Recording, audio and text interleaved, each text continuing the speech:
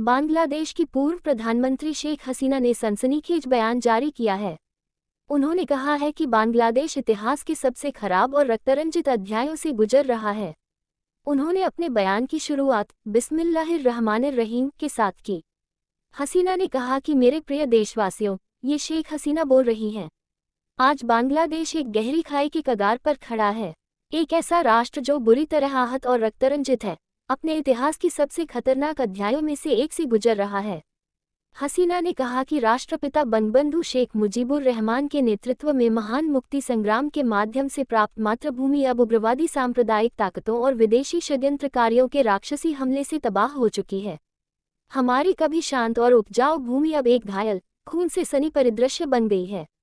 सच तो यह है कि पूरा देश अब एक विशाल जेल, एक नरसंहार का मैदान और मौत की घाटी बन चुका है। हर जगह केवल तबाही के बीच जीवित रहने की कोशिश कर रहे लोगों की करुण पुकार सुनाई देती है। जीवन के लिए व्याकुल विनती, राहत की दिल दहला देने वाली चीखें हैं।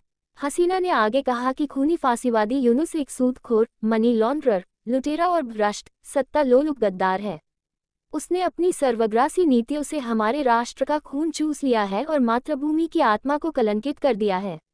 5 अगस्त 2024 को एक सुनियोजित षड्यंत्र के तहत राष्ट्रीय दुश्मन, खूनी फांसीवादी यूनुस और उसके राष्ट्र विरोधी उग्रवादी साथियों ने जनता द्वारा सीधे चुनी गई प्रतिनिधि होने के बावजूद मुझे जबरन हटा दिया।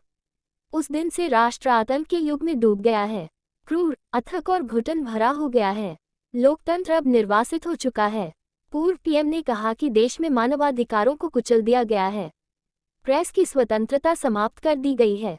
महिलाओं और लड़कियों के खिलाफ हिंसा, यातना और यौन उत्पीड़न अब बेकाबू हो गया है।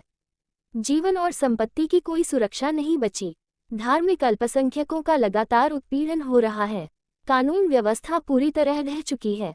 राजधानी से लेकर सबसे दूरदराज गांवों तक भीड़ का आतंक, सामूहिक लूटपाट, सशस्त्र डकैती और वसूली का राज है।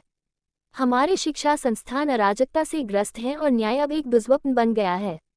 उग्रवादी चरमपंथियों का उन्माद पूरे राष्ट्र पर भय का साया डाल रहा है।